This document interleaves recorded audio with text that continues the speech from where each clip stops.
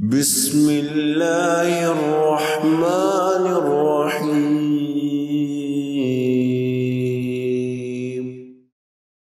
نحمده ونصلي على رسوله الكريم اعوذ باللہ من الشیطان الرجیم بسم اللہ الرحمن الرحیم رب اشرح لي صدری ویسر لي امری واحلل عقدۃ من لسانی یفقهوا قولی۔ قرآن کریم میں سورہ یونس کی آیت نمبر 57 اور 58 میں اللہ رب العزت کا ارشاد ہے، یا ایھا الناس قد جاءتکم موعظۃ من ربکم، اے لوگو تمہارے رب کی طرف سے تمہارے پاس نصیحت آ گئی ہے، وشفاء لما فی الصدور، اور اللہ تعالیٰ نے اس قرآن کریم کو تمہارے سینوں میں پائی جانے والی بیماریوں کی شفا بنا کر بھیجا ہے، وہدن، اور یہ ہدایت کا پیغام ہے، وَرَحْمَةٌ لِّلْمُؤْمِنِينَ، اور یہ مومنوں کے لیے رحمت کا بھی باعث ہے۔ تو اس آیت میں اللہ رب العزت نے قرآن کریم کو باعث رحمت قرار دیا ہے، باعث شفا قرار دیا ہے، اور اسے نصیحت قرار دیا ہے۔ تو آج کا جو ہمارا موضوع ہے وہ یہی ہے کہ اللہ رب العزت کی رحمتیں کب اور کہاں نازل ہوتی ہیں۔ اور ہم سب جانتے ہیں کہ اللہ تعالیٰ کی رحمت بہت وسیع ہے، اور اللہ رب العزت کی یہ جو رحمت ہے اس کو حاصل کرنے کے کچھ ذرائع ہیں۔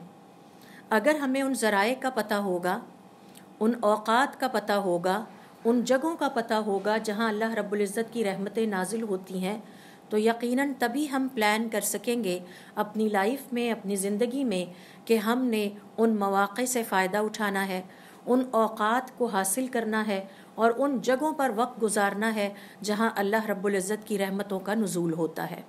اور یقیناً ہر جگہ اللہ رب العزت کی رحمت کا نزول نہیں ہو رہا ہوتا، ہر موقع پہ بھی نہیں ہو رہا ہوتا۔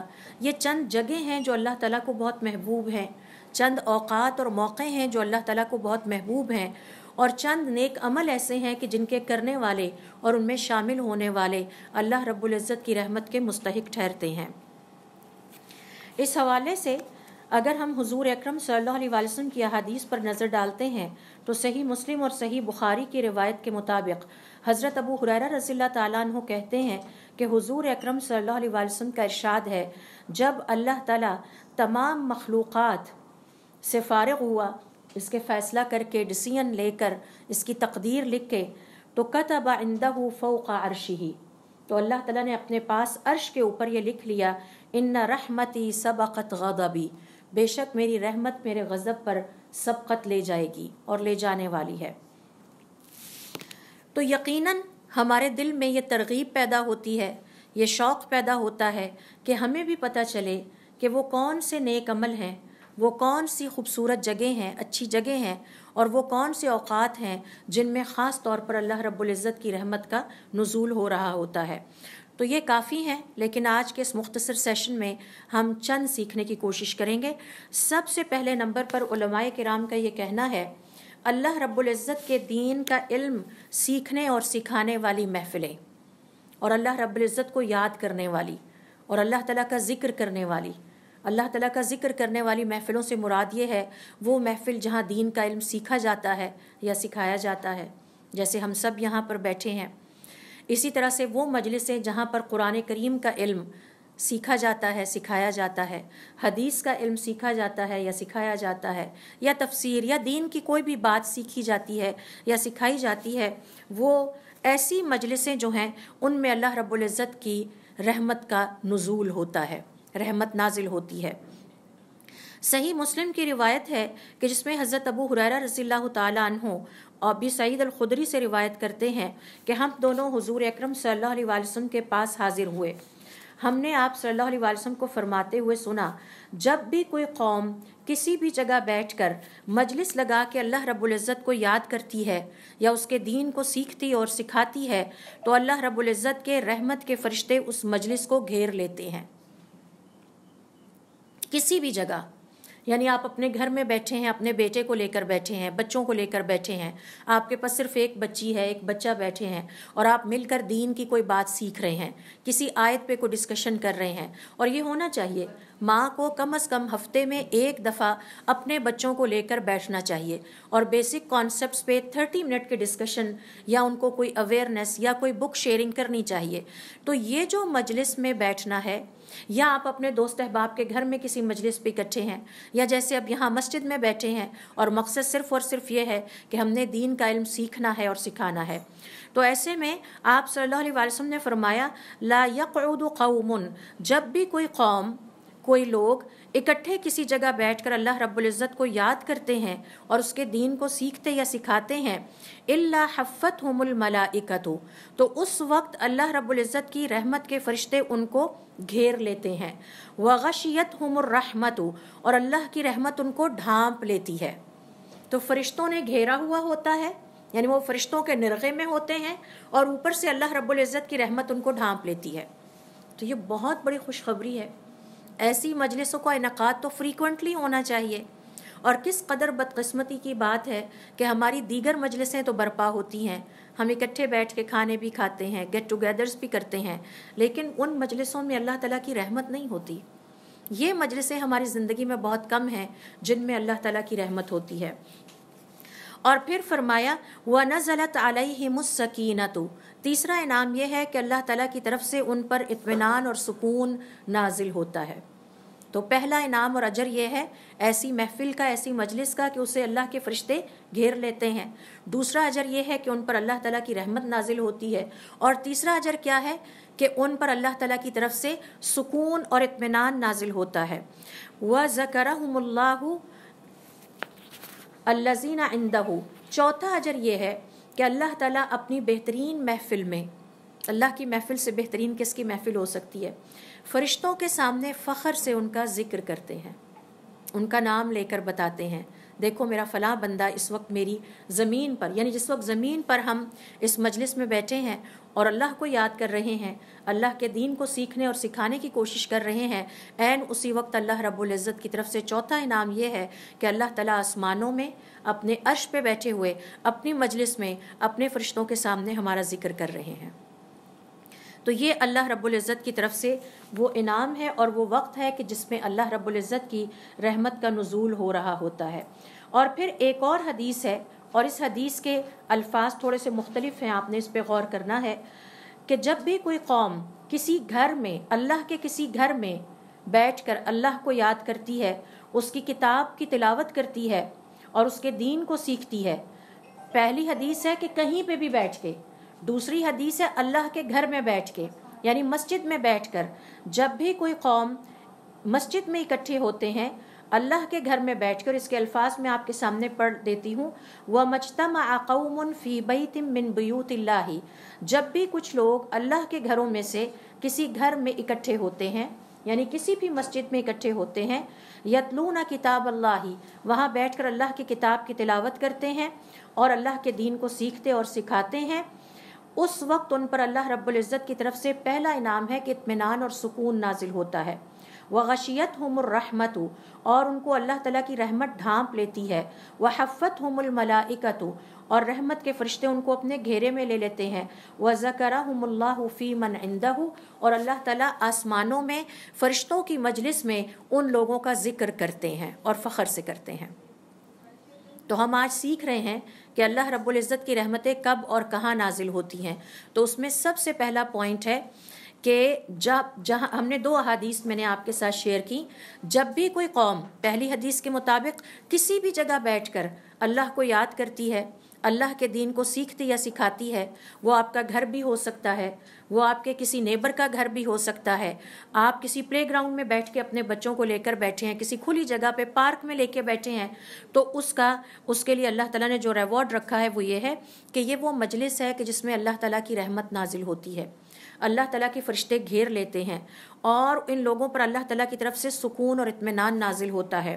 اور سب سے بڑی بات یہ ہے کہ اللہ تعالیٰ عرش پر بیٹھے ہوئے بہترین محفل میں فرشتوں کے سامنے ان لوگوں کا فخر سے نام لیتے ہیں، ذکر کرتے ہیں. دوسری حدیث یہ ہے کہ اللہ کے گھروں میں سے کسی گھر میں اکٹھے ہونا، یعنی اگر کوئی مسجد میں ہمت کر کے پہنچ جاتا ہے، اور یہی وجہ ہے کہ مسلمان زمانہ قدیم سے اپنی تاریخ سے مسجد میں حلقات لگا کر دین کا علم سیکھنے اور سکھانے کو ترجیح دیتے تھے، کیونکہ یہ ان کے نزدیک عبادت تھی۔ قرآن سیکھنا ہے تو مسجد چلے جاتے تھے، ذکر اذکار کرنے ہیں تو مسجد چلے جاتے تھے، نوافل کی ادائیگی کچھ مسجد میں کچھ گھروں میں کرتے تھے۔ تو دوسری حدیث کے مطابق کوئی بھی قوم جب اللہ تعالیٰ کے گھروں میں سے کسی گھر میں بیٹھ کے اللہ کو یاد کرتی ہے، دین سیکھتی ہے یا سکھاتی ہے، تو ان پر اللہ تعالیٰ کی طرف سے سکون نازل ہوتا ہے، اللہ رب العزت کی رحمت ان کو ڈھانپ لیتی ہے اور فرشتے ان کو گھیر لیتے ہیں، اور اللہ تعالیٰ ان کا ذکر اپنی مجلس میں فرشتوں کے سامنے انتہائی فخر کے ساتھ کرتے ہیں۔ بہت بڑا اعزاز ہے، اور بہت کم لوگوں کو یہ ہمت اور توفیق نصیب ہوتی ہے، زیادہ لوگوں کو نہیں ہوتی۔ ابو ہریرہ رضی اللہ تعالیٰ عنہ کہتے ہیں حضور اکرم صلی اللہ علیہ وسلم، یہ تیسری حدیث میں اس بات کی دلیل میں کہ وہ محفلیں، وہ مجلسیں، وہ صحبتیں جہاں لوگ اللہ کی خاطر اکٹھے ہو کر دین سیکھتے ہیں یا سکھاتے ہیں، چاہے گھر میں ہو اور اس سے افضل مسجد میں ہے، اگر یہاں اکٹھے ہوتے ہیں تو اللہ کی رحمت نازل ہوتی ہے۔ تیسری حدیث میں اس حوالے سے آپ کے ساتھ شیئر کرتی ہوں، اور یہ بھی صحیح مسلم اور صحیح بخاری کی حدیث ہے، اور ہم نے اس کے الفاظ پہ بہت غور کرنا ہے۔ اللہ رب العزت نے ہمیں یہ ذہن اور عقل کی صلاحیتیں دی ہی اس لیے ہیں کہ ہم قرآن اور حدیث پہ لگائیں ان کو۔ تو حدیث کے الفاظ ہیں، ابو ہریرہ رضی اللہ تعالیٰ عنہ کہتے ہیں حضور اکرم صلی اللہ علیہ وسلم نے فرمایا، اللہ رب العزت کے کچھ فرشتے ہیں جو اللہ تعالیٰ کی طرف سے مقرر کردہ ہیں، ان کی ذمہ داری یہ ہے کہ وہ انسانوں کی دنیا میں ہر روز اترتے ہیں اور اتر کے راستوں میں گھومتے پھرتے رہتے ہیں۔ جن راستوں سے میں اور آپ گزرتے ہیں وہاں سے فرشتے بھی گھوم رہے ہوتے ہیں، اور پھر اس کے بعد وہ تلاش کر رہے ہوتے ہیں ان حلقات اور ان مجلسوں کو، ان صحبتوں کو جہاں لوگ اکٹھے ہو کر اللہ کو یاد کر رہے ہوں یا دین سیکھ رہے ہوں یا سکھا رہے ہوں۔ اور فَإِذَا وَجَدُوا قَوْمًا، پھر جب انہیں ایسی محفل یا مجلس نظر آ جاتی ہے، يَذْكُرُونَ اللَّهَ، جو مل کے بیٹھ کے اللہ کو یاد کر رہے تھے، اللہ کا دین سیکھ رہے تھے یا سکھا رہے تھے، تو پھر لَتَنَادَوْا، آپس میں ایک دوسرے کو بلاتے ہیں، گروہوں میں بٹے ہوتے ہیں، ٹولیوں میں، ہر کوئی ڈھونڈ رہا ہے، ہر گھر کے پاس جا کے چیک کرتا ہے کوئی یہاں مجلس اللہ کو یاد کرنے والی لگی ہو، لوگ بیٹھے دین سیکھ رہے ہوں، سکھا رہے ہوں۔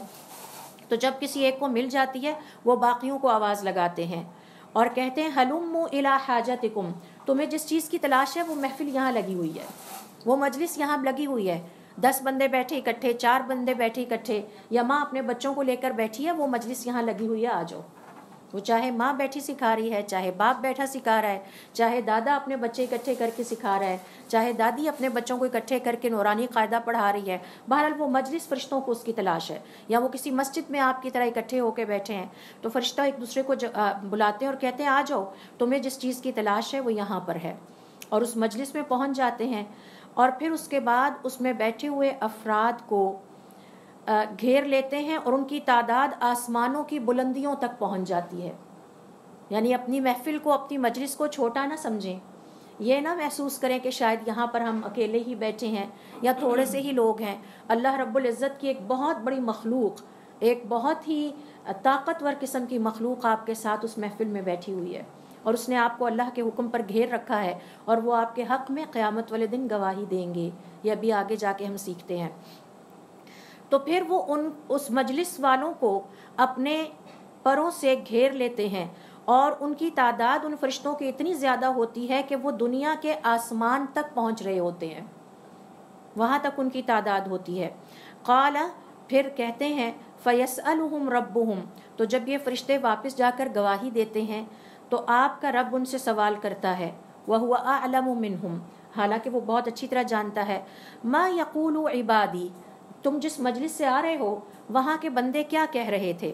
قالو، تو وہ فرشتے جواب دیتے ہیں، یقولون یسبحونک، وہ آپ کا ذکر کر رہے تھے، آپ کی تسبیح بیان کر رہے تھے، ویکبرونک، آپ کی بڑائی بیان کر رہے تھے، ویحمدونک، آپ کی حمد و ثنا بیان کر رہے تھے، اور آپ یمجدونک، اور آپ کی تمجید یعنی بزرگی بیان کر رہے تھے، عظمت بیان کر رہے تھے، اور دین کی محفل لگائے بیٹھے تھے۔ فیقولو، تو اللہ تعالیٰ فرماتے ہیں، ہل رأونی، کیا ان سب نے مجھے دیکھا ہے؟ فرشتے جواب دیتے ہیں، لا واللہ، نہیں اے اللہ تعالیٰ آپ کی قسم، ما رأوک، انہوں نے آپ کو ابھی دیکھا نہیں ہے، ابھی دیکھا نہیں ہے، اور اتنی محبت رکھتے ہیں کہ آپ کی خاطر سارے دنیاوی مصروفیات ترک کر کے اپنے گھر میں اپنے بچوں کو لے کر آپ کو یاد کر رہے ہیں، آپ کا دین سیکھ رہے ہیں، سکھا رہے ہیں، اگلی نسل کو سکھا رہے ہیں، یا مسجد میں بیٹھے ہیں کہیں پہ بھی، فَيَقُولُ تو اللہ تعالیٰ فرماتے ہیں وَكَيْفَ لَوْ رَأَوْنِي ان کی محبت کا کیا عالم ہوگا اگر یہ مجھے دیکھ لیں، قالا تو فرشتے کہتے ہیں یقولون لَوْ رَأَوْكَ اگر یہ آپ کو دیکھ لیں، كَانُوا أَشَدُّ لَكَ عِبَادَةً یہ اس سے بھی زیادہ آپ کی عبادتیں کریں، اگر یہ ایک دفعہ آپ کو دیکھ لیں تو آپ کے لیے اس سے بھی زیادہ مشقتیں اور تکلیفیں اٹھائیں، وَأَشَدُّ لَكَ تَمْجِيدًا اس سے زیادہ آپ کی بزرگی اور عظمت بیان کریں، وَأَكْثَرُ لَكَ تَسْبِيحًا اور اپنی تسبیح بھی آپ کے لیے بڑھا دیں۔ تو یہ ہے وہ انعام اور رحمت کے نازل ہونے کی وہ پہلی جگہ جو ان 3 احادیث میں نے آپ کے سامنے رکھی، کہ وہ محفلیں جن میں اللہ کو یاد کیا جاتا ہے، اور اللہ کو یاد کرنے سے مراد ہے اللہ کا دین سیکھنا اور سکھانا، قرآن کریم کی تلاوت کرنا، حدیث کو پڑھنا، سمجھنا، اس پر عمل کرنے کی کوشش کرنا، کسی کو دین کی کوئی بات سکھا دینا، یہ ساری وہ محفلیں ہیں کہ جن پر اللہ تعالیٰ کی رحمت کا نزول ہو رہا ہوتا ہے۔ آپ صلی اللہ علیہ وسلم ایک اور جگہ فرماتے ہیں جب تمہارا گزر جنت کے باغات کے پاس سے ہو تو تم بھی اس میں سے کچھ اپنے لیے توڑ لو۔ تو صحابہ کرام نے پوچھا وہ کیا؟ جہاں دین کی محفل یا مجلس لگی ہو تم بھی اس میں تھوڑی دیر کے لیے شامل ہو جاؤ، وقت ہے، مصروفیت نہیں ہے، گزر رہے ہیں، اور آج اس صحت کو غنیمت جانیں، ورنہ حالات ایسے آ جاتے ہیں کہ انسان نماز پڑھنے سے بھی عاجز آ جاتا ہے۔ تو ان کو اللہ تعالیٰ کی خاطر خرچ کریں۔ پھر اس کے بعد اللہ تعالیٰ ان سے دوسرا سوال کرتے ہیں، اور وہ یہ سوال یہ ہے ماذا یسألونی یہ مجھ سے کیا طلب رکھتے ہیں، یہ کس امید کے تحت اس مجلس میں آئے تھے؟ قالا تو اللہ تعالیٰ کو وہ فرشتے جواب دیتے ہیں یسألونک الجنۃ اے اللہ تعالیٰ ہم گواہی دیتے ہیں وہ تیری جنت کے امیدوار اور طلبگار ہیں، آپ کی جنت حاصل کرنے کے لیے وہ اتنی مشقت کر رہے ہیں کہ وہ ان مجلسوں میں شامل ہوتے ہیں۔ تو اللہ تعالیٰ فرماتے ہیں وَهَلْ رَأَوْهَا کیا انہوں نے جنت دیکھی ہے؟ تو اللہ رب العزت کے فرشتے جواب دیتے ہیں لا واللہ یا رب ما رأوها خدا کی قسم، اللہ تعالیٰ آپ کی قسم انہوں نے دیکھا نہیں۔ اللہ تعالیٰ فرماتے ہیں فَكَيْفَ لَوْ أَنَّهُمْ رَأَوْهَا اور اگر یہ دیکھ لیں تو ان کی کیا حالت ہو، کیا کیفیت ہو؟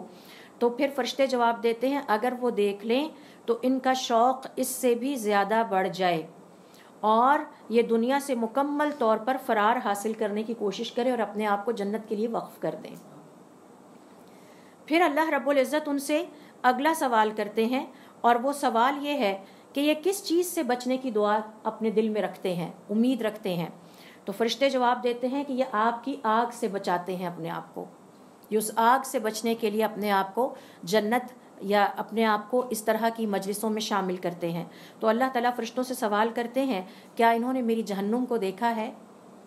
تو فرشتے جواب دیتے ہیں اے اللہ تعالیٰ آپ کی قسم انہوں نے دیکھا نہیں ہے، لیکن اگر یہ دیکھ لیں تو یہ اس سے بھی زیادہ بچنے کی کوششیں کریں گے اور آپ کے طور طریقے اور آپ کے بتائے ہوئے رستے پر چلنے کی کوشش کریں گے۔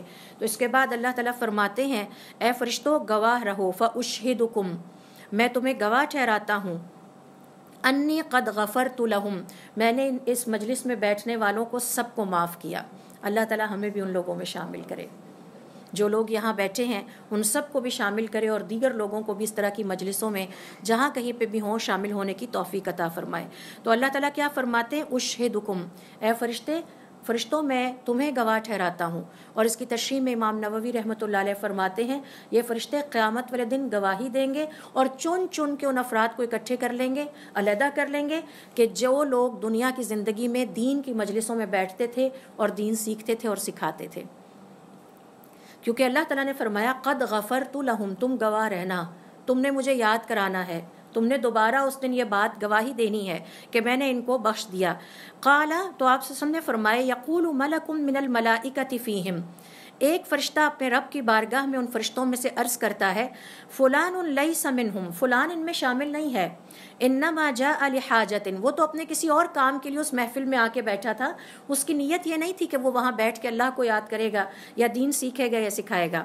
اللہ تعالیٰ فرمائیں گے ہم الجلساء یہ سب ایک دوسرے کی اچھی صحبت میں بیٹھنے والے لوگ تھے، یہ ان میں سے کوئی بھی اب بدقسمت نہیں ہو سکتا، میں نے اسے بھی معاف کر دیا اور اس کی بھی مغفرت کر دی، تم گواہ رہنا۔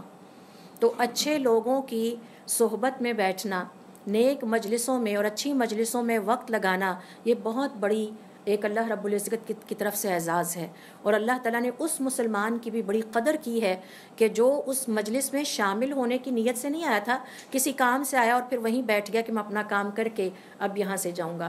تو اللہ تعالیٰ فرماتے ہیں کہ یہ وہ بہترین مجلس ہے کہ جس میں بیٹھنے والا بھی بدقسمت نہیں ہو سکتا۔ گواہ رہنا میرے فرشتوں، میں نے اس کو بھی معاف کیا۔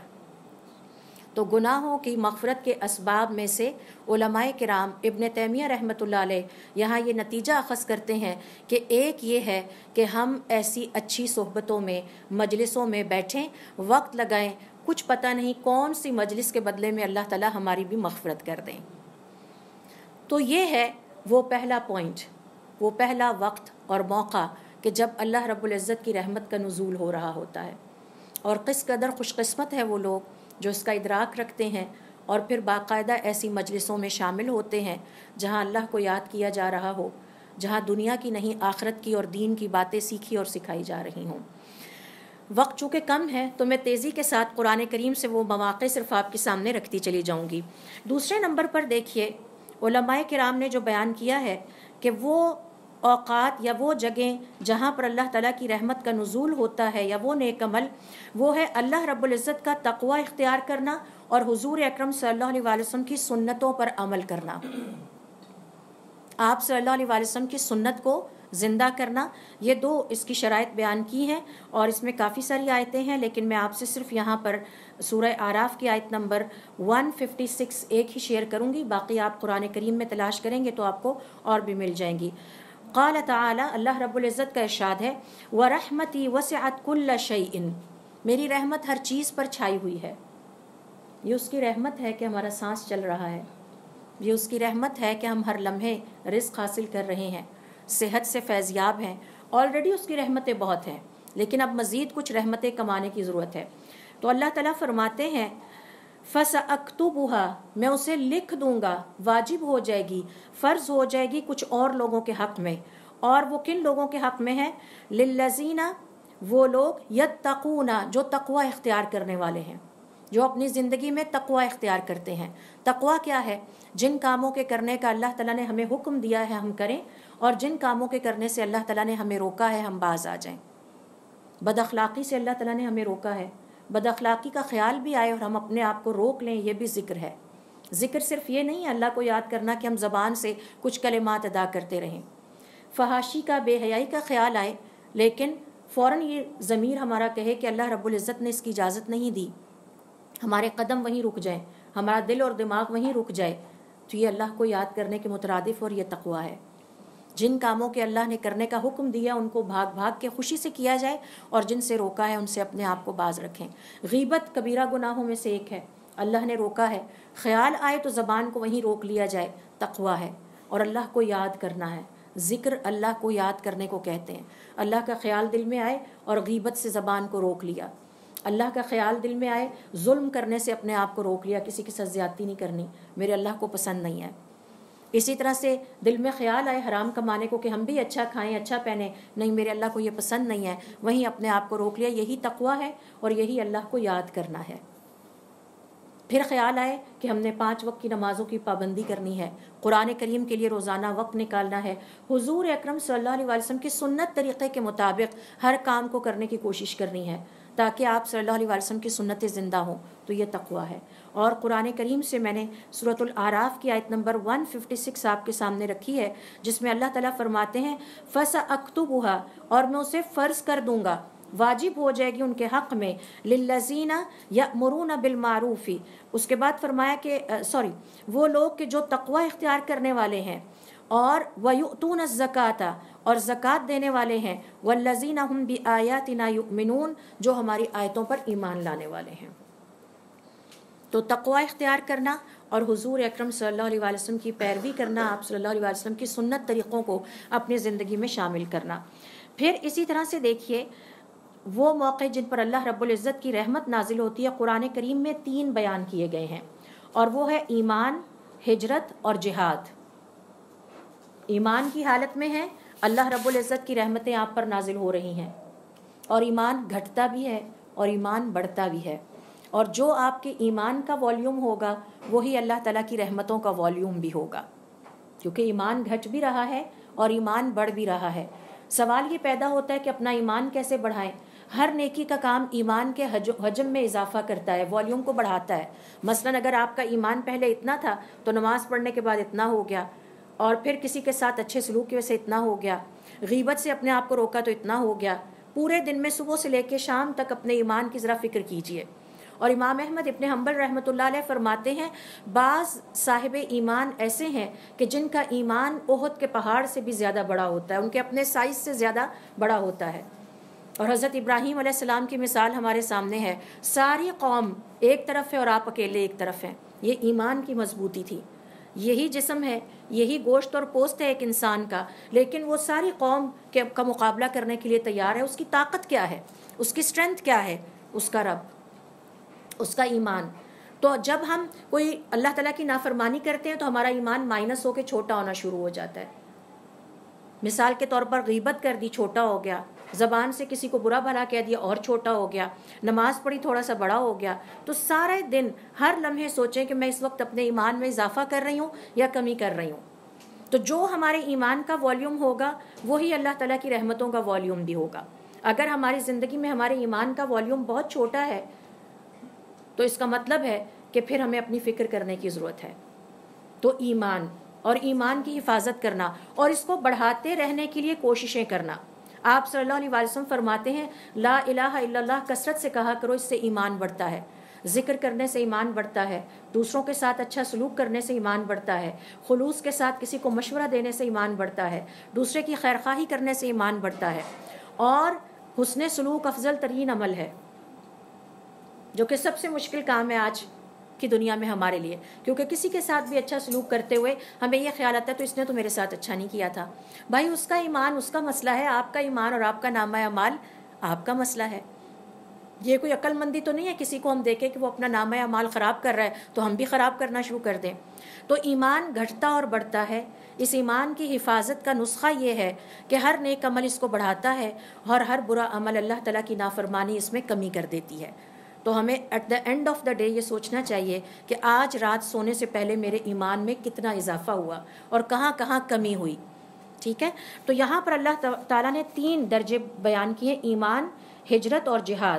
اور اس کے لیے سورۃ البقرہ کی آیت نمبر دیکھیے 218، ان الذین آمنوا، بے شک وہ لوگ جو ایمان لائے ہیں، کیٹیگری نمبر 1، والذین ہاجروا، اور جنہوں نے اللہ کی راہ میں ہجرت کی۔ تو ہجرت کی تیاری سے لے کے ہجرت کرنے تک اللہ کی رحمتیں ان کے ساتھ تھیں۔ وجاہدوا فی سبیل اللہ، اور جنہوں نے اللہ کی راہ میں جہاد کیا۔ اور ترتیب سے یہ تینوں جو ہیں کام افضلیت میں بڑھتے چلے جاتے ہیں۔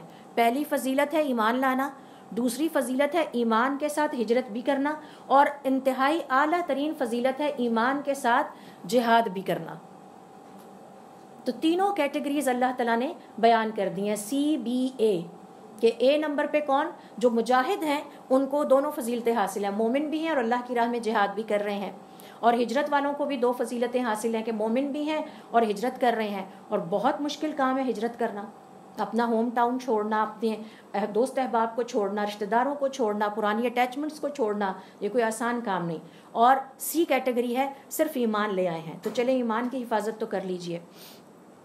تو اللہ تعالیٰ فرماتے ہیں ان الذین آمنوا والذین ہاجروا وجاہدوا فی سبیل اللہ اولئک یرجون رحمت اللہ، یہ اللہ تعالیٰ کی رحمت کو پا کر رہیں گے، واللہ غفور الرحیم، اور اللہ تعالیٰ ان کو بخشنے والا، ان پر رحم کرنے والا ہے۔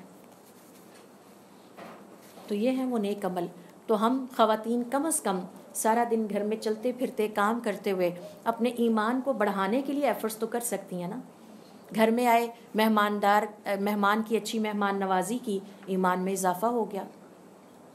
خوش دلی کے ساتھ اس کے ساتھ پیش آئے، اس کو ٹائم دیا، اچھی جگہ پہ بٹھایا، اچھا کھانا کھلایا، خوش دلی کے ساتھ اس کو رخصت کیا، گھر کے تمام افراد کے ساتھ اللہ سے اجر کی امید رکھتے ہوئے اور اپنے نامہ اعمال اور ایمان کی فکر کرتے ہوئے کم از کم ہم یہ تو کر سکتے ہیں کہ سارا دن اپنے ایمان کو بڑھانے کی کوششیں کریں، اپنے ڈومین کے اندر رہتے ہوئے، اور اس میں کمی نہ آنے دیں۔ تو اللہ تعالیٰ کی ہر نافرمانی ایمان کو کم کر دیتی ہے، اور اللہ تعالیٰ کی ہر فرما برداری ایمان میں اضافے کا باعث بنتی ہے۔ اسی طرح سے ہجرت ہے اور جہاد ہے۔ پھر قرآن کریم کے مطالعے سے پتہ چلتا ہے کہ اللہ رب العزت کی رحمتیں نازل ہوتی ہیں اس مسلمان پر جو اللہ تعالیٰ کی کتاب کو مضبوطی سے تھام لیتا ہے۔ مضبوطی سے تھام لینے کا کیا مطلب ہے؟ علماء کرام کہتے ہیں اس کے 2 درجے ہیں۔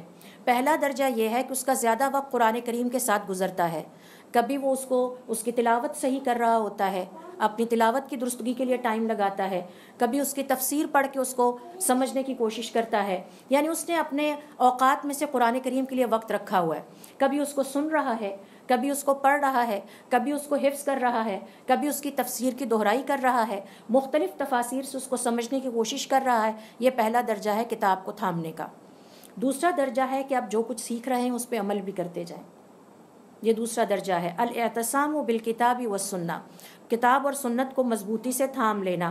اللہ تعالیٰ قرآن کریم میں فرماتے ہیں، اور یہ سورۃ النساء کی آیت نمبر 174 ہے، یا ایھا الناس، اے لوگو، قد جاءکم برہان من ربکم، تمہارے رب کی طرف سے واضح دلیل آ گئی ہے، وانزلنا الیکم نورا مبینا، اور ہم نے تمہاری طرف یہ واضح نور نازل کر دیا ہے۔ فاما الذین، اب وہ لوگ، آمنوا باللہ، جو اپنے اللہ پر ایمان لے آئے، تو ابھی ہم نے پڑھا ایمان رحمت کا باعث ہے، واعتصموا بہ، اور جنہوں نے اس کتاب کو مضبوطی سے تھام لیا، فسیدخلہم فی رحمت منہ، اللہ تعالیٰ ان لوگوں کو اپنی رحمتوں میں داخل کرے گا، رحمتوں سے ڈھانپ لے گا۔ تو جتنی دیر آپ قرآن کریم کے ساتھ لگا رہے ہیں اور اس پر عمل کر رہے ہیں، اتنی دیر آپ اللہ تعالیٰ کی رحمت میں ہیں۔ اور پھر فرمایا وَيَهْدِيهِمْ إِلَيْهِ صِرَاطًا مُسْتَقِيمًا، اور اللہ تعالیٰ ان لوگوں کو سیدھے رستے کی طرف ہدایت دے گا۔ اسی طرح سے اگلا موقع جب اللہ رب العزت کی رحمت نازل ہو رہی ہوتی ہے، وہ ہے نیکی کی ترغیب دینا اور برائیوں کی نشاندہی کرنا۔ جہاں کہیں دیکھیں کہ اپنے ماحول میں، اپنے گھر کے اندر، جیسے ہم مائیں ہیں، ہم گھر سے باہر تو نہیں نکلیں، ہم گھر کے اندر ہیں، بالفرض میرے 5 بچے ہیں، بیٹے نماز کا ٹائم ہو گیا، یہ نماز پڑھتے ہیں، نماز کی ترغیب دینا۔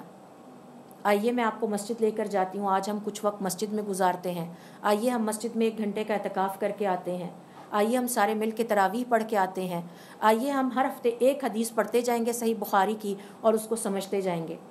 یا اپنے بچوں کو بتانا کہ بیٹا مہمان نوازی جو ہے وہ عبادت ہے، اس کو ہم نے عبادت سمجھ کے کرنا ہے۔ تو یہ جو نیکی کی ترغیب دینا ہے اور نیکی کی خواہش دوسروں کے دل میں پیدا کرنا ہے، امر بالمعروف کہلاتا ہے، ونہی عن المنکر، اور برائیوں سے روکنا ہے۔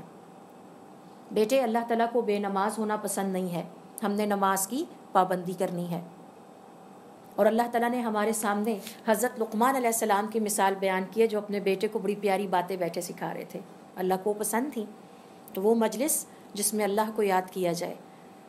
تو جب ایک ماں گھر میں اپنے بچوں کو نیکی کی ترغیب دیتی ہے اور ٹارگٹ کرتی ہے کہ میں نے ہر ہفتے ان کو ایک نئی نیکی سکھانی ہے، ایک نیا کانسیپٹ دینا ہے۔ دیکھیں ایجوکیشن میں بھی تو ہم کانسیپٹ بلڈنگ کرتے ہیں نا، ہر ہفتے ہم بچے کو ایک نیا لیسن دیتے ہیں، ایک نئی چیز سکھاتے ہیں۔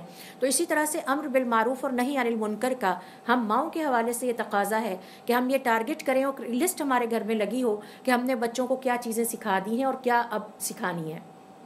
اب میرا بچہ 5 سال کا ہو چکا ہے، 5 سال کی عمر میں اسے کم از کم اتنی چیزیں تو آنی چاہیے، لکھا ہوا ہونا چاہیے۔ اب 6 سال میں ہے، اس سال میں نے بچے کو اتنی چیزیں سکھانی ہیں، اتنی ہو گئی ہیں، اتنی رہتی ہیں، ٹک کرتے جائیں اس کو۔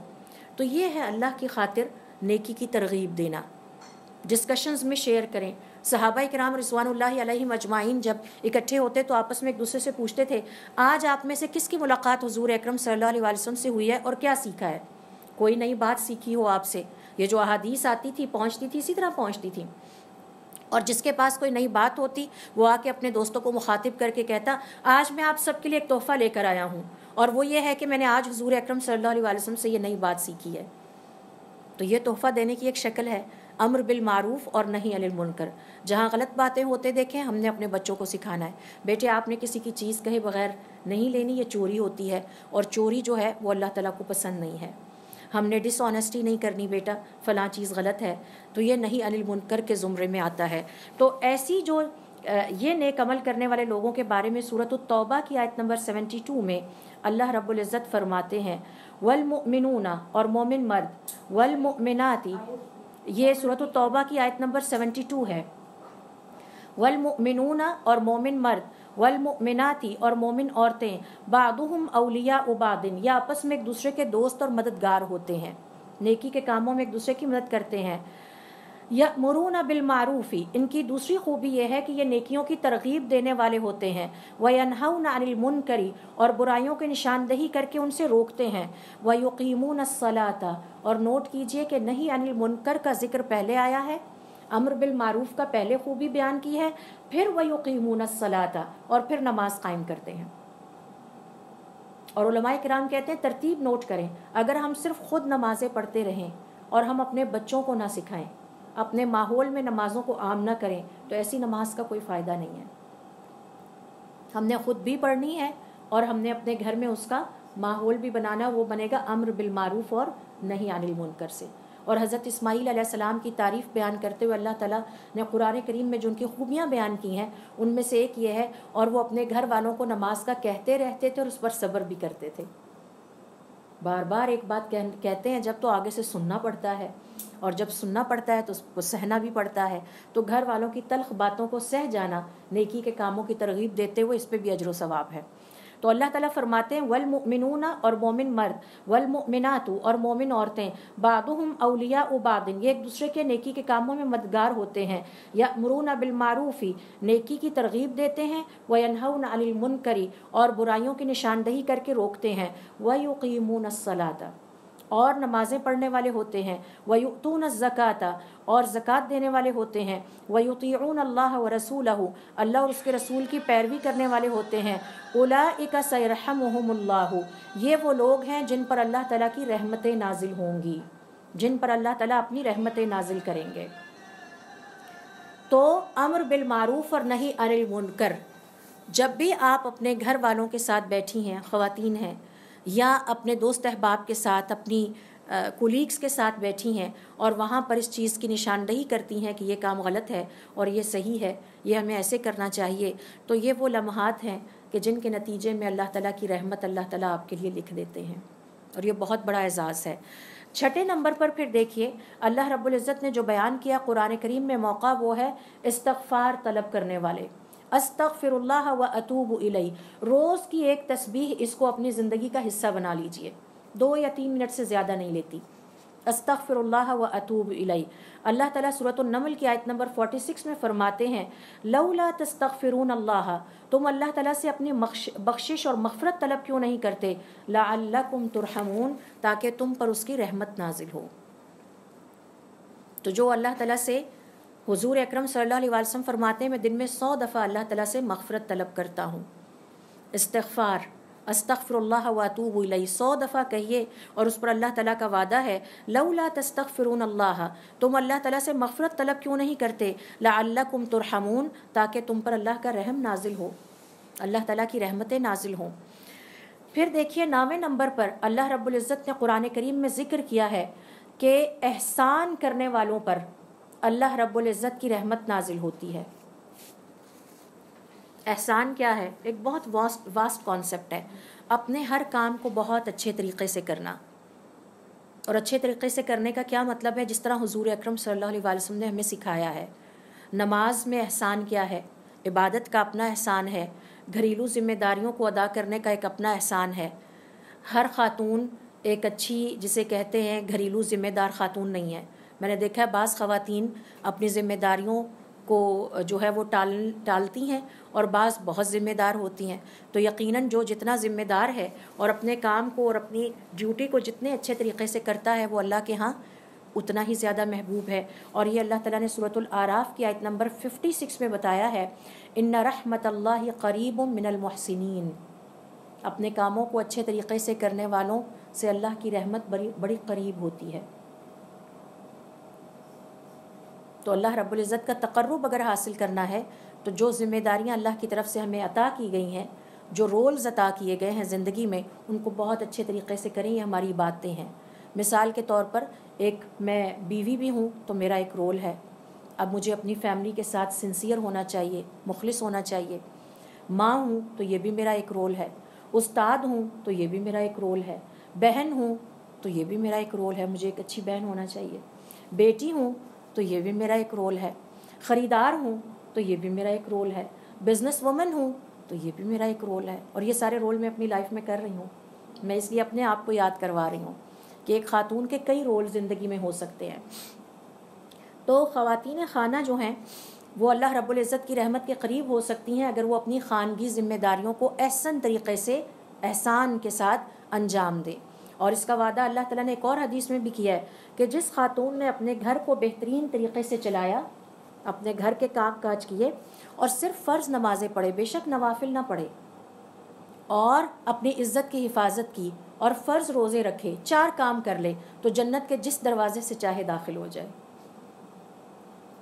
لیکن اگر کسی خاتون کا گھر گندا ہے، شوہر ناراض ہے اور وہ اٹھ کے پکا کے دینے سے بھی قاصر ہے، اور گھر میں کیڑے بھی گھومتے ہیں اور وہ انتظار میں رہتی ہے کوئی آئے تو کر جائے، میں کیوں ہاتھ لگاؤں، تو ظاہر ہے کہ یہ احسان نہیں ہے. اپنے گھر کو اچھے طریقے سے چلانا یہ مسلمان عورت کی پہلی عبادت ہے. اور بھلے نفل نہ پڑھے، ہمارے نفل وہی ہیں جو ہم اپنے گھر کو دوسروں کے لیے.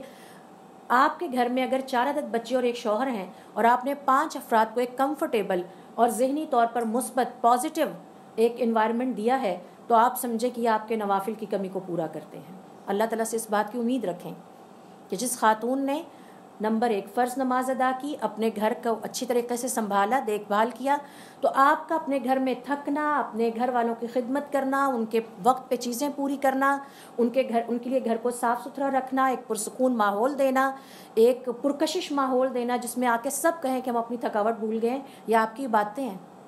اور یہ پہلی ذمہ داری ہے بیوی ہونے کے طور پر، عورت ہونے کے طور پر. تو ہم مسلمان خواتین کی پہلی کوتاہی یہ ہے کہ ہم خانگی امور میں فیل ہو جاتی ہیں. اور پھر آپ صلی اللہ علیہ وسلم فرماتے ہیں کہ اس کے ساتھ جس خاتون نے فرض نماز پڑھی اور روزے رکھے اور چوتھا کام اپنی عزت کی حفاظت کی، یہ شوہر کا حق ہے، تو ایسی عورت جنت کے جس دروازے سے چاہے داخل ہو جائے. اور یہ آپشن مردوں کو نہیں ہے. کوئی ایسا نیک عمل نہیں ہے جس میں انہیں کہا جائے گا جنت کے جس دروازے سے چاہے داخل ہو جائیں. اللہ تعالیٰ نے کچھ فضیلتیں خواتین کو بھی دی ہیں اور کچھ فضیلتیں مردوں کو عطا کی ہیں. ہماری نگاہیں صرف ان فضیلتوں پہ رہتی ہیں جو مردوں کو حاصل اور ہم ان پہ لڑتے رہتے ہیں کہ ان کو یہ کیوں دیا ہے. بہت ساری فضیلتیں ایسی ہیں جو خواتین کو حاصل ہے، مردوں کو نہیں ہے. مثلا عورت کو اللہ تعالیٰ نے ماں ہونے کے ناطے یہ فضیلت دی ہے، 3 درجے اس کے ہیں، 1 درجہ باپ کا ہے. کبھی آپ مردوں کو اس پہ لڑتے نہیں، اس حدیث پہ سنیں گے، لیکن خواتین کو آدھی گواہی پر لڑتے سنیں گے. وہ ہے نا کنٹروورسیز پیدا کر دی گئی ہیں. پیدا نہیں، مجھے لگتا ہے کہ وہ ذرا زیادہ کامن ہے جو مردوں کی فضیلت والی. اب یہ جو 3 ہو سکتا ہے تو ہاں جی، اس میں بھی ماں کو ماں نہیں ہو سکتی ہے جی. تو اس میں یہ کہ اللہ تعالیٰ نے خواتین کو بھی بہت ساری فضیلتیں عطا کی ہیں. مثال کے طور پر حضرت خدیجہ رضی اللہ تعالیٰ عنہ کو جو فضیلت حاصل ہوئی وہ کسی مرد کو حاصل نہیں ہو سکی. خواتین نے بھی ایسی فضیلتیں. تو یہ تو ہماری ہمت ہے، ہماری استعداد ہے کہ ہم کتنی محنت کر لیں. تو میں آپ کو جو ایکسپلین کر رہی تھی وہ ہے احسان، کہ کس طرح سے اپنے کام کو، اپنی ڈیوٹی کو، اپنی خانگی ذمہ داریوں کو اچھے طریقے سے کرنے والے اللہ رب العزت کی رحمت پاتے ہیں. پھر دیکھیے اس کے بعد اگلی ہے، آپ صلی اللہ علیہ وسلم فرماتے ہیں جس نے عصر کی نماز سے پہلے 4 رکعتیں ادا کی، اللہ تعالیٰ اس پر اپنی رحمت نازل کرے. دعا ہے یہ آپ صلی اللہ علیہ وسلم کی. رحم اللہ امرأن، اللہ تعالیٰ رحم کرے اس شخص پر، من صلی قبل العصر 4، جس نے عصر کی نماز سے پہلے 4 رکعتیں ادا کی. نوافل ہیں، پڑھ ڈالیے، جس دن ٹائم ہو ضرور اس سے فائدہ اٹھائیں. آپ صلی اللہ علیہ وسلم کی دعا ہے، فارغ وقت ہے، چلیں جی آج میں نے رات تہجد بھی پڑھ لی تھی، صبح اشراق بھی الحمدللہ پڑھ لی، آج فارغ وقت ہے تو چلیں عصر سے پہلے آئیں بھی بچوں، آج ہم نے 4 رکعتیں زیادہ پڑھنی ہیں. اور پھر بچوں کو یہ بات سکھائیے. جیسے یہاں پر میں دیکھتی ہوں کہ مسجد نے ایک اچھا انیشیٹو لیا کہ فجر، جمعے کے نماز کی فجر، اب بچوں کو یہ پتہ، اور وہ گھر میں بچوں بڑوں کو بھی سکھا رہے ہیں کہ جو جمعے کے دن کی فجر کے ساتھ جماعت کی نماز ہوتی ہے اس کی بڑی فضیلت ہے. بچوں کو ایک کانسیپٹ یاد ہو گیا، اب انہیں اگلے کانسیپٹ پہ لے جائیے. چلیں آج ہم عصر کی نماز سے پہلے 4 رکعتیں پڑھتے ہیں تاکہ بچوں کو یہ چیز بھی یاد ہو جائے. پھر اسی طرح سے حضور اکرم صلی اللہ علیہ وسلم فرماتے ہیں، اور یہ تقریباً 10واں پوائنٹ ہے، کہ رات کے وقت قیام اللیل یا تہجد کی جو نماز ہے اس وقت اللہ تعالیٰ کی رحمتیں نازل ہو رہی ہوتی ہیں، وہ رحمتوں کے نزول کا وقت ہوتا ہے. ابو ہریرہ رضی اللہ تعالیٰ عنہ کہتے ہیں کہ حضور اکرم صلی اللہ علیہ وسلم نے فرمایا، اللہ تعالیٰ اس قوم پر رحم کرے اور اس میاں بیوی پر رحم کرے کہ جب میاں رات کو اٹھتا ہے اور بیوی کو اٹھاتا ہے اور اگر وہ انکار کر دے تو اس کے منہ پر پانی کے چھینٹے مارتا ہے اور پھر دونوں مل کر اللہ کے سامنے کھڑے ہو کر قیام اللیل یا تہجد کی نماز کا فریضہ انجام دیتے ہیں. اور اللہ تعالیٰ اس عورت پر اپنی رحمت نازل کرتا ہے جو رات کے وقت اٹھتی ہے اور اپنے شوہر کو ترغیب دیتی ہے. دیکھیں بیویاں اور تو بہت ساری چیزوں کی ترغیب دیتی ہیں. دیکھو وہ فلاں نے گھر بنا لیا، اب ہم نے بھی گھر بنانا ہے. اس کے پاس جولری ہے تو میرے پاس بھی ہونی چاہیے. انہوں نے اپنے بچے کی شادی ایسے کیا، ہم اس سے بھی زیادہ کریں گے. تو کیا ہی شاندار بیوی ہے جو اس چیز کی ترغیب دے کہ چلیں اٹھیں، آج ہم نے تہجد کے لیے وقت نکالنا ہے اور دونوں مل کر تہجد کی نماز ادا کریں گے، خواہ 2 رکعت ہی کیوں نہ ہو، تاکہ ہم اس رحمت کو پا سکیں. پھر اسی طرح سے اللہ رب العزت کی رحمت کا ایک اور وقت وہ ہوتا ہے جب ہم کسی سے معاملات کرتے ہوئے انہیں سہولت دیتے ہیں. کسی کو قرض دیا تھا، وہ وقت پہ واپس نہیں لوٹا سکا، اچھا چلو کوئی بات نہیں، 2 دن لیٹ کر لیں، 15 دن لیٹ کر لیں. سہولت دے دینا دوسرے کو. لین دین میں سختی نہ کرنا ایک دوسرے کے ساتھ، ڈیلنگ میں سختی نہ کرنا. نہیں میں نے کہا تھا کہ آپ نے 12 جو ہے وہ 10 منٹ پہ میرا قرض واپس کرنا ہے، اب 12:09 ہو چکے ہیں، اگلے لمحے میرا قرض واپس ہونا چاہیے. نہیں، ایسا نہیں ہونا چاہیے. تو جو بھی ڈیلنگ ہو، چاہے وہ خرید و فروخت ہو، شادی بیاہ کے معاملات ہوں، خانگی معاملات ہوں، مثال کے طور پر بیوی کا اڑ جانا اور کہنا نہیں آپ کی ذمہ داری ہے، نہیں بھی آپ کے پاس پیسے ہیں تو مجھے خرچ دیں، تو اچھا چلیں کوئی بات نہیں، میں اپنے پاس سے مینیج کرتی ہوں، جب آ جائیں گے پھر دے دیجیے گا. تو ایک دوسرے کو سہولت دینا یہ اللہ تعالیٰ کو پسند ہے، اور یہ وہ وقت ہے کہ جس وقت رحمت نازل ہو رہی ہوتی ہے. جابر بن عبداللہ رضی اللہ تعالیٰ عنہما کہتے ہیں، اور یہ صحیح بخاری کی حدیث ہے، کہ حضور اکرم صلی اللہ علیہ وسلم نے فرمایا اللہ تعالیٰ رحم کرے اس شخص پر، کرتا ہے اس شخص پر کہ جو خرید و فروخت کرتے ہوئے اور معاملات کرتے ہوئے اور فیصلہ کرتے ہوئے دوسروں کو سہولت اور آسانی دیتا ہے. اکثر زندگیوں میں لڑائی جھگڑے یہی ہوتے ہیں جب آسانی نہیں ایک دوسرے کو دیتے. مثلا میں نے ایک گھر میں دیکھا 4-5 بچیاں ہیں، ماں کپڑے خرید کے لائی ہے تو ساری بچیاں لڑ پڑی، سب کو ایک ہی سوٹ پسند آ رہا ہے. ایک نے کہا اچھا چلیں یہ ساری لے لیں، جو بچ جائے گا وہ میں لے لوں گی. تو یہ سہولت دینا، آسانی دینا، ہر بات پہ لڑائی جھگڑا نہ کرنا، ضد نہ کرنا، سختی نہ کرنا دوسروں کے ساتھ. تو ایسے شخص پر اللہ تعالیٰ کی رحمتیں نازل ہوتی ہیں اور ہونی بھی چاہیے. یہ بہت بڑی بات ہوتی ہے کہ لڑائی جھگڑے کو ختم کیا جائے. پھر اسی طرح سے حضور اکرم صلی اللہ علیہ وسلم اگلی رحمت کا موقع بیان کرتے ہوئے فرماتے ہیں جو شخص زیادہ تر خاموش رہتا ہے اور صرف خیر کی بات کرنے کے لیے زبان کا استعمال کرتا ہے. ہر بات میں بولنا کوئی ضروری تو نہیں ہے، بس خیر کی بات ہو تو بولا جائے. صحیح حدیث کے مطابق آپ صلی اللہ علیہ وسلم فرماتے ہیں رحم اللہ عبدن، اللہ تعالیٰ رحم کرتا ہے اپنے اس بندے پر، تکلم جو کہ بولتا ہے، فغنما تو اچھی بات کرتا ہے، او سکتا یا خاموش رہتا ہے، فسلم اور سلامتی میں رہتا ہے. تو بہت زیادہ بولنا خطرناک ہے. بولنے سے پہلے اچھی طرح سے تولنا چاہیے کہ ہمیں اس موقع پر بولنے کی ضرورت ہے یا نہیں ہے، اور یہ بات اس موقع پر کرنا مناسب ہے یا نہیں ہے.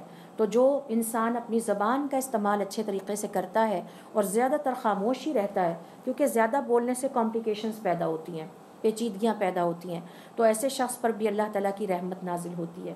اللہ تعالیٰ ہمیں ایسا ہی انسان بننے کی توفیق عطا فرمائے. اسی طرح سے اللہ رب العزت کی رحمتیں نازل ہوتی ہیں ان لمحات میں جب حاجی حج کر کے فارغ ہوتے ہیں اور اپنے سر منڈاتے ہیں. تو ان سر منڈانے والوں پر اللہ تعالیٰ کی رحمتیں نازل ہو رہی ہوتی ہیں. حج کا پروسیس کمپلیٹ کرتے ہیں اور پھر اس موقع پر عبداللہ ابن عمر رضی اللہ تعالیٰ عنہما کہتے ہیں کہ حضور اکرم صلی اللہ علیہ وسلم نے فرمایا اللہم ارحم المحلقین، اے اللہ تعالیٰ ان حج ختم کر کے سر منڈوانے والوں پر اپنا رحم کیجئے. قالوا والمقصرین یا رسول اللہ، تو سوال کرنے والوں نے سوال کیا اے اللہ کے رسول تو جنہوں نے حج کے بعد اپنے بال چھوٹے کروائے ہیں، قصر کروایا ہے، ان کے بارے میں کیا فرماتے ہیں؟ آپ نے فرمایا اللہم ارحم المحلقین، سر منڈوانے والوں، کیونکہ نفس کی صحیح قربانی اللہ کی خاطر سر منڈوا کے، بالوں سے بڑی محبت ہوتی ہے انسان کو.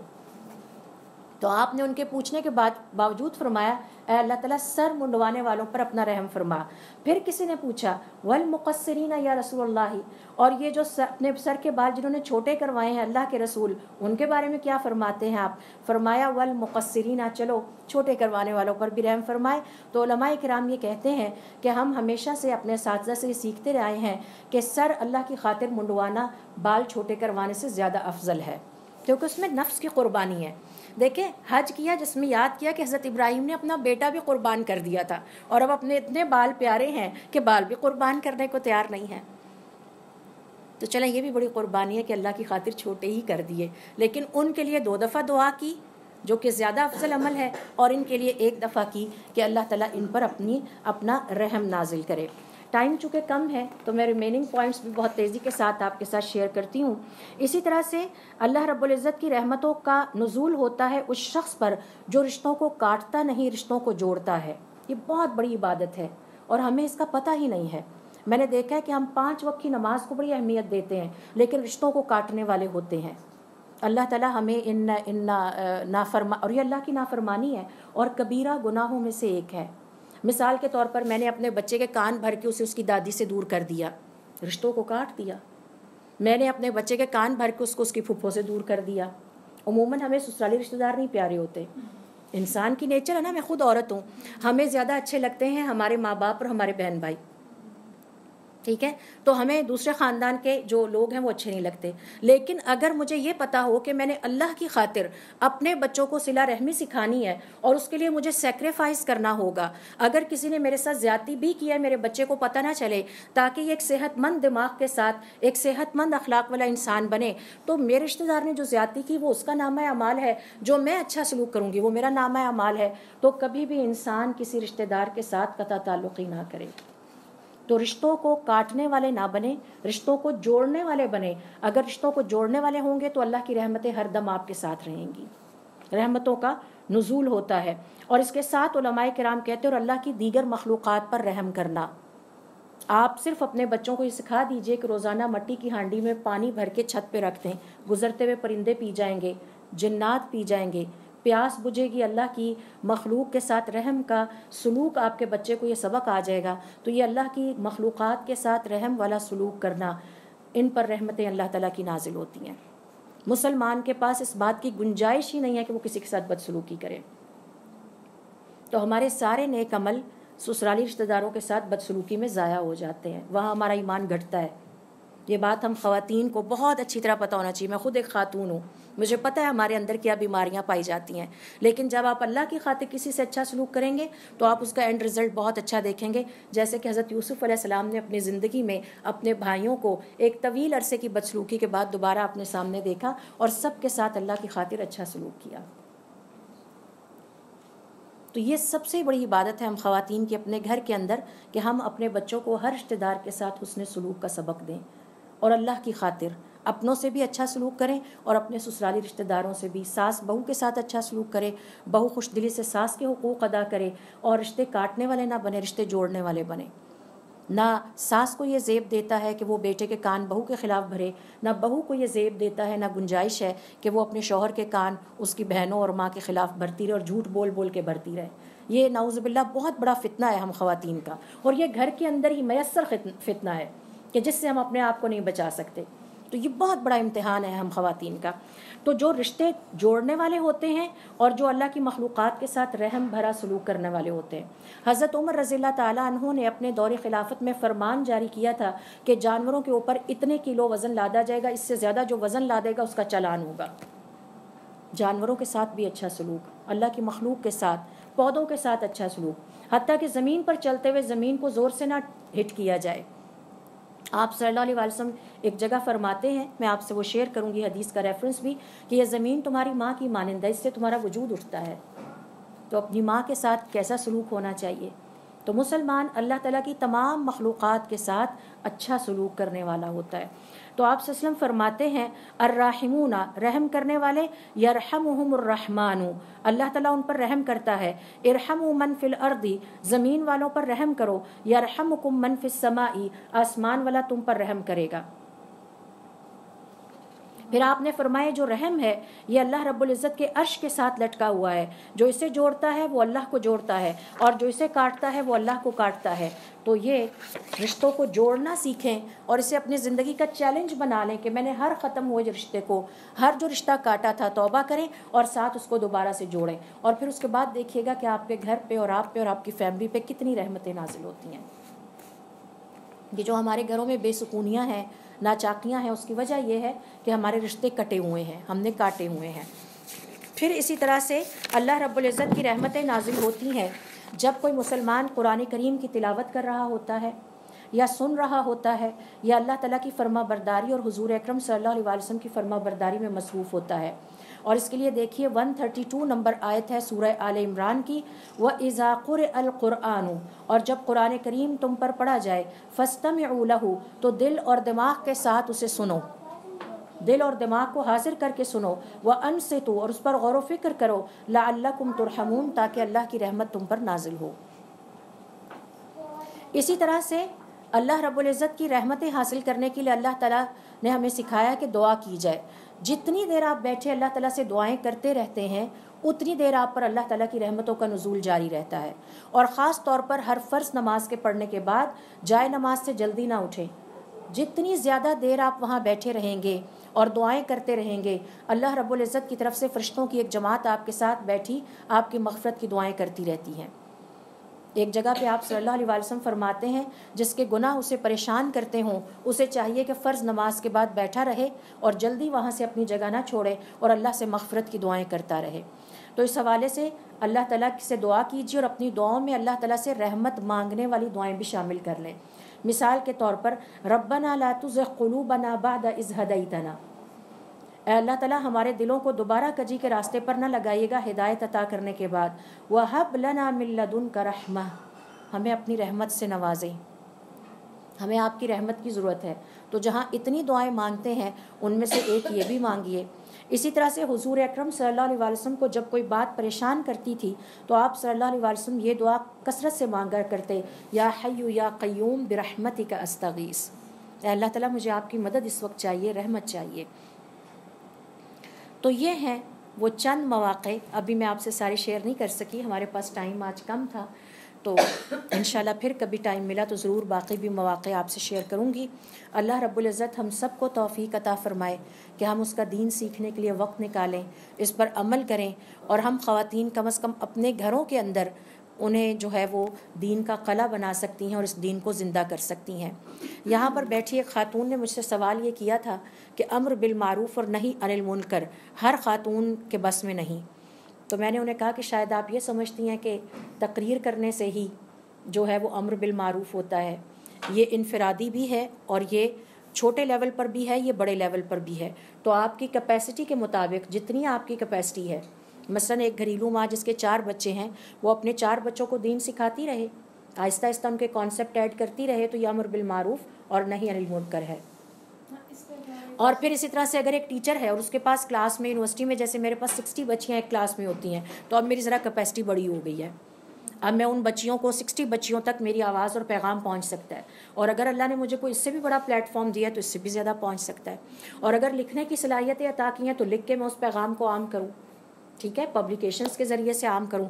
تو اپنی کیپیسٹی کو اسیس کریں اور اس کے بعد اپنی کیپیسٹی کے اندر رہتے ہوئے اللہ تعالیٰ کے دین کو زندہ کرنے کی اپنے گھروں کے اندر کم از کم منیمم لیول پہ کوشش کی جائے. شوہروں کو بھی ترغیب دی جائے. اگر شوہروں کو دیگر ترغیبات دی جا سکتی ہیں تو دین کی بات کیوں نہیں شیئر کی جا سکتی؟ وہ بھی مسلمان ہیں، ان کے بھی دل نرم ہوں گے اور وہ ضرور آپ کی بات کو سنیں گے. تو اللہ تعالیٰ ہم سب کو توفیق عطا فرمائے کہ ہم اس دین کو سیکھیں اور اس پہ عمل کریں اور آگے اس پیغام کو پہنچائیں. سبحانک اللہم و بحمدک اشہد ان لا الہ الا انت استغفرک و اتوب الیک.